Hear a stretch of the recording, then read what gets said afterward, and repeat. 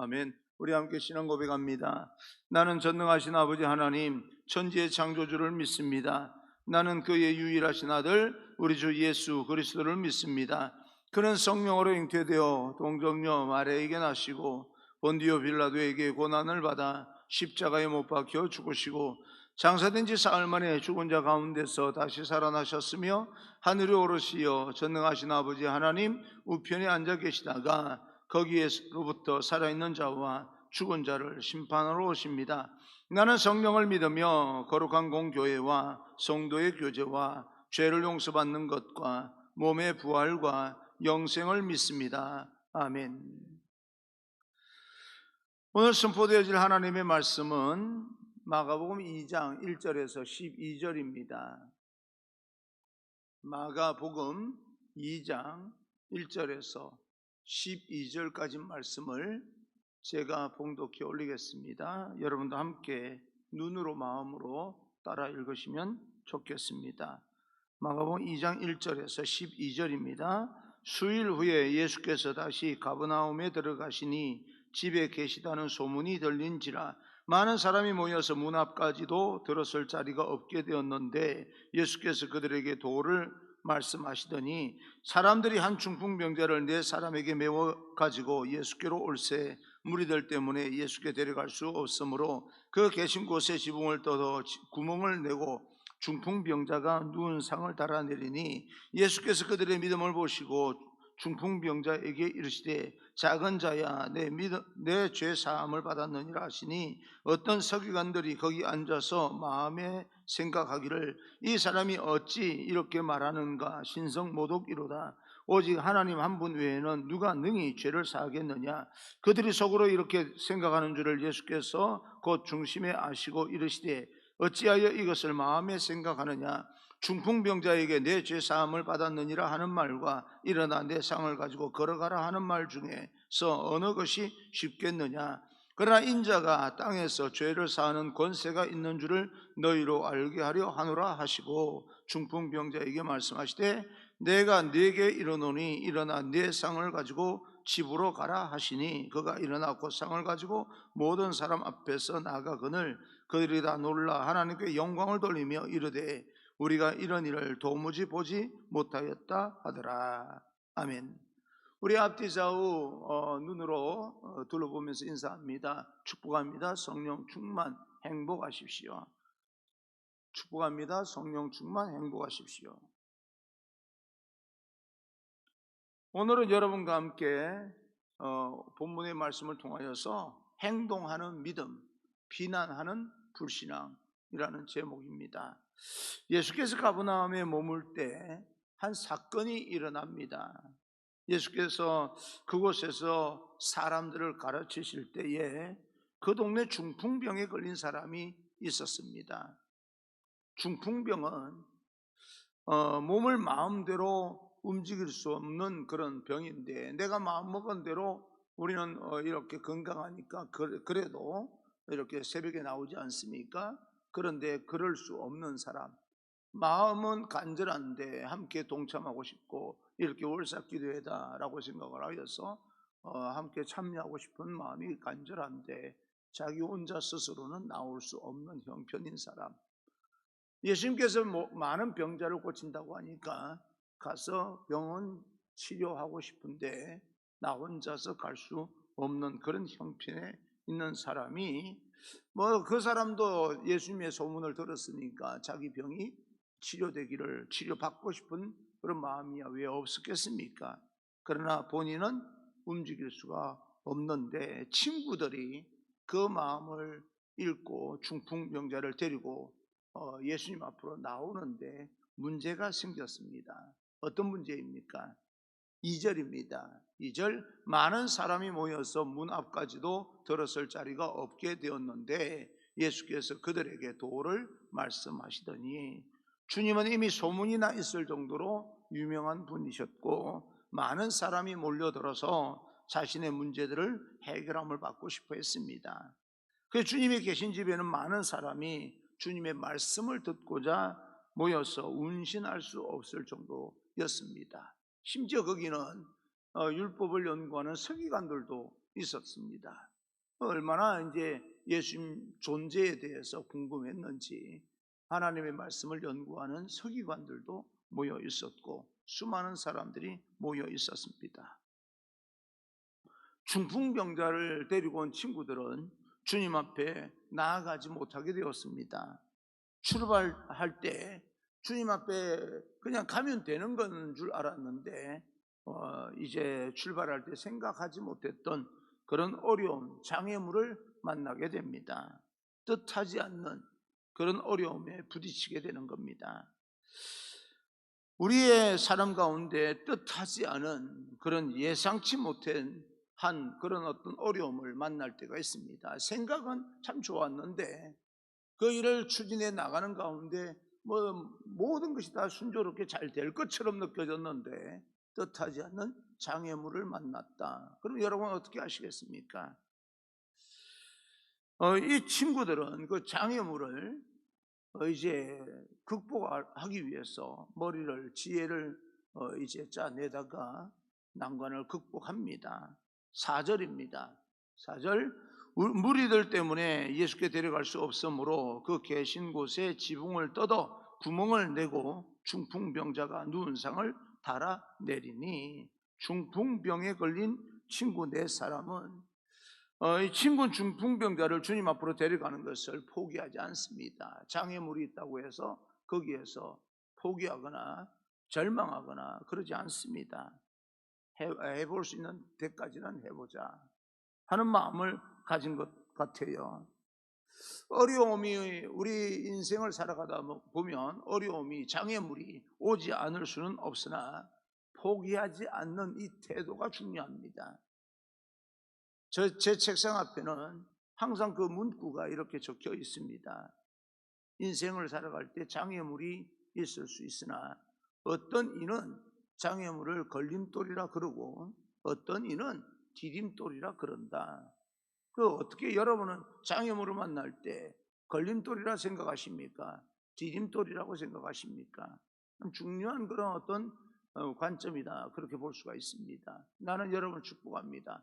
장애물을 만나지 않을 수 없으나 여러분은 믿음으로 그 장애물을 디딤돌 삼아서 극복해 나가시기를 주님 이름으로 축원합니다. 그래서 믿음이 필요하고, 그래서 우리는 예수님의 도움이 필요합니다.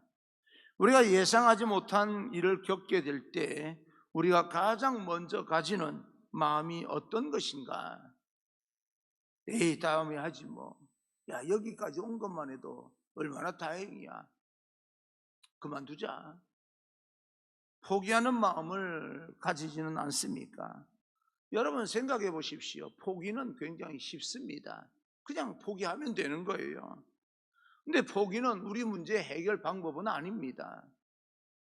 이 사람들은 포기하지 않았을 뿐만 아니라 새로운 방법을 찾았는데, 그것은 지붕을 뚫어서라도 달아내리자라고 하는 그런 이제 방법입니다. 그래서 그들은 지붕 위로 올라갑니다. 지붕에 올라간다고 하는 것은 고정관념을 바꾼다는 뜻입니다. 장애물을 만났기 때문에 방법 없어, 우리는 여기서 포기해야 돼, 여기까지 온 것만 해도 다행이야 라고 하는 그런 어떤 생각을 바꾸는 것을 이야기를 합니다. 난관을 해결하는 새로운 방법을 찾았다. 사랑하는 성도 여러분, 예상하지 못했던 장애를 만났을 때 우리는 포기할 수는 없습니다. 왜냐하면 극복해야 될 문제이기 때문에 그렇습니다. 인생의 문제를 해결해야 되기 때문에 그렇습니다. 그리고 그 문제를 해결하기 위해서 하늘의 지혜를 구해야 됩니다. 새로운 방법을 찾아야 됩니다. 그 노력이 항상 우리가 언제나 하던 방법이 아니라 새로운 방법이 있을 겁니다. 새로운 그런 길이 있을 것이고 새로운 전환을 도전할 필요가 있습니다. 홍해 앞에 선 이스라엘 백성들, 길이 없었던 건 아닙니다. 그러나 하나님께서 열어주실 때까지 모세가 지팡이를 뻗어서 포기하지 않습니다. 길이 없었던 게 아니라 숨겨져 있는 그런 길이 열렸고 그들은 건너게 됩니다. 여러분, 우리 인생의 난관, 장애물을 만날 때 길은 없지는 않습니다. 숨겨져 있는 경우가 많겠지요. 찾아내야 됩니다. 몸부림쳐야 되고 하나님 앞에 기도로 우리는 새로운 길을 찾아내야 됩니다. 왜냐하면 하나님께서 우리에게 모든 어려움을 극복할 수 있는 힘을 주시는데, 내가 생각하고 있는 한 가지 방법으로만 극복하도록 하는 것은 아니기 때문에 그렇습니다. 우리가 능히 이길 수 있는, 극복할 수 있는 것임에도 불구하고 너무 소극적인 그런 태도로 문제에 접근하기 때문에, 아니면 항상 우리가 해오던 방법대로 옛날 방식대로 고집하기 때문에 이룰 일도 이루지 못하는 그런 경우가 있습니다. 우리가 주님 안에서 장애물을 우리가 만날 수 있고 난관이 있을 수 있으나, 하나님 앞에 기도하면서 지혜를 구하십시오. 포기하는 것보다 하나님 앞에 기도하는 사람이 되자. 그래서 새로운 길을 찾아가는 그런 하나님의 백성이 되기를 주님 이름으로 축복합니다. 주님이 말씀을 전하고 있는데 갑자기 천정이 막 열리면서 문둥병자인 환자가 내려오는 것을 한번 상상해 보십시오. 얼마나 황당한 일입니까? 네 사람이 지붕에서 이 사람을 내리면서 주님께 이 사람을 고쳐주십시오, 그런 의미의 장면이 연출이 됩니다. 갑자기 어느 이 침대 위에 누워있는 사람이 위에서 이렇게 내려오는 거예요. 많은 사람이 애워싸고 이것은 불가능한 일이야 포기하지 아니하고, 많은 사람이 보통 평범한 사람들은 안 된다고 말할 때 전혀 새로운 방법으로 문제를 해결해 나가는 이 네 사람의 지혜와 충풍병자를 보면서 우리는 다시 한번 깨달아야 됩니다. 이 세상에 우리가 어떤 일을 해나갈 때 어려운 일은 있겠으나 불가능하지는 않다. 불가능한 일도 있을 겁니다. 그러나 대체적으로는 우리에게 어려운 일이지 못할 것도 없습니다. 마음 먹으면. 주님께서 여러분에게 마음에 어떤 음성을 들려주시는데, 야야 그거 너한테는 어려워, 너한테는 어려워. 그러면 방법이 없는 겁니까? 주님 도와주십시오. 나한테는 어려워도 살아계신 하나님이 함께 한다면 못할 것도 없겠네요. 그러고 기도하셔야 됩니다. 주님께서 우리에게 분명하게, 하나님께서 그건 안 돼, 그건 불가능한 거야 라고 말하면 몰라도, 그건 너한테 어려운 거야 라고 말하면 어렵다는 이야기입니다. 극복하지 못할 것 아니라는 이야기예요. 할 수 있다는 이야기입니다. 우리가 도전만 해 나가면 말입니다. 예수님도 지붕에서 달아내는 그 중풍병자를 보면서 굉장히 마음에 감동을 받았을 겁니다. 그래서 그 중풍병자를 보면서 주님은 내 죄가 사하여졌다라고 선포하게 됩니다. 5절입니다. 5절, 예수께서 그들의 믿음을 보시고 중풍병자에게 이르시되 작은 자야 내 죄 사함을 받았느니라 하시니, 그때 사람들은 수군거리며 이제 마음으로 생각을 합니다. 왜냐하면 죄라고 하는 것은 하나님만이 사할 수 있는 것입니다. 인간이 인간의 죄를 사할 수가 없습니다. 사람은 사람의 죄를 사할 권세가 없습니다. 주님께서 죄 사함을 선포하니까 모였던 사람들이 수군거리지 않겠습니까? 특별히 예수님을 반대하는 서기관들은 6절 7절에서 의논하기도 하는데 그 마음이 참남하다, 정말 불경스럽다, 경건하지 못하다, 그렇게 생각을 합니다. 그러면서 10절 11절에 그 마음을 아시고 예수님께서 이렇게 말합니다. 10절 11절, 그러나 인자가 땅에서 죄를 사하는 권세가 있는 줄을 너희로 알게 하려 하노라 하시고, 중풍병자에게 말씀하시되 내가 네게 이르노니 일어나 내 상을 가지고 집으로 가라 하시니, 하나님이 인간의 죄를 사하는 권세를 사람에게 주지 않았던 것은 죄는 그렇게 가볍게 취급될 수 없는 것이기 때문에 그렇습니다. 여러분, 죄라고 하는 것은 가볍게 처리하면 안 됩니다.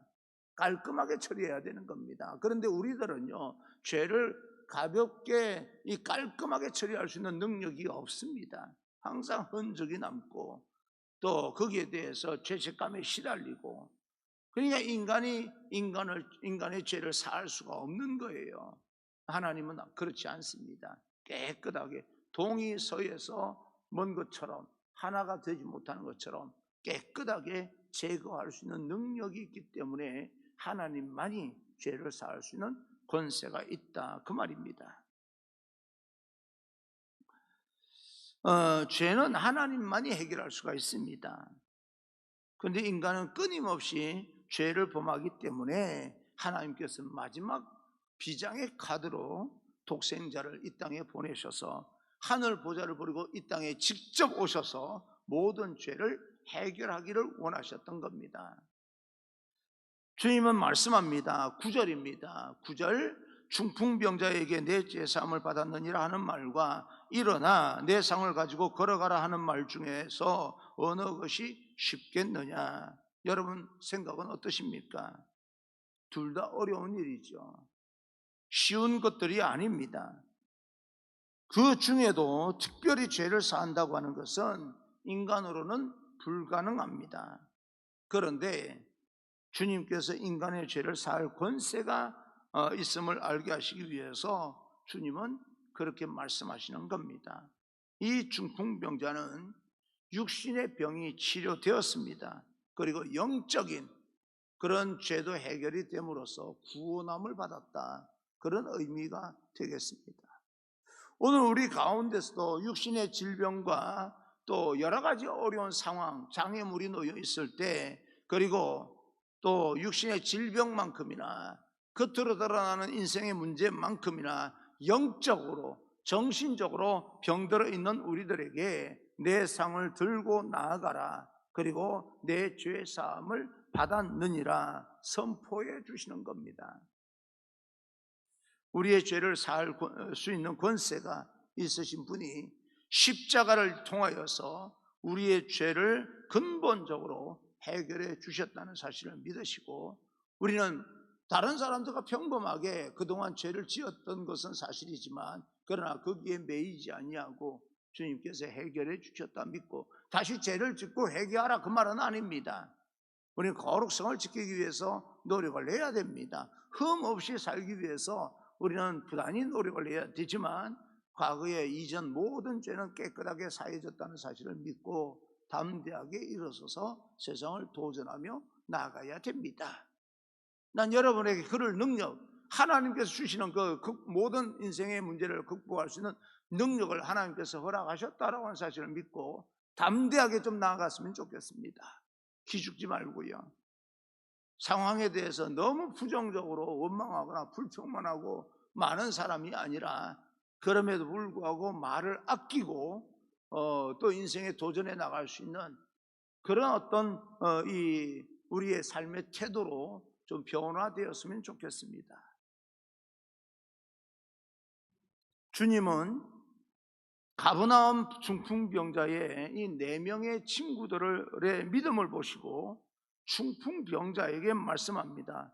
내 죄도 사함을 받았고 내 질병도 나았으니, 그런 말 아닙니까? 내 상을 들고 나아가라고 하는 것은 질병이 치료되었다는 거예요.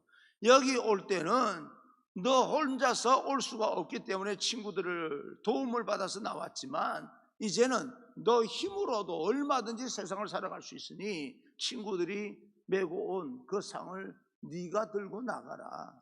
이제는 너 문제는 너가 해결해라. 친구들에게 맡기지 말아라. 그런 뜻입니다. 친구들에게는 고마움을 가지고 있어야 되지만 언제까지 친구들을 의지할 수는 없는 거 아니겠습니까?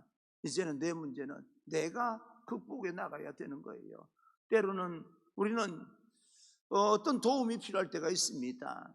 특히 사랑하는 자녀들 문제에 있어서 부모들이 개입해 줄 때가 있습니다. 어느 선까지는요. 그런데요, 어느 선까지부터는 그들이 해결해 나가야 되는 거예요. 그들이 독립해 나가야 되는 겁니다. 여러분이 도와줄 수 있는 한계가 있다는 이야기입니다. 우리는 그렇게 우리 자녀들을 양육했으면 좋겠습니다. 도움을 받을 때가 있겠지만 그러나 이제는 너의 문제는 너가 극복할 수 있도록 노력해봐. 얼마든지 극복이 될 거야. 그렇게 말씀해 주시는 겁니다.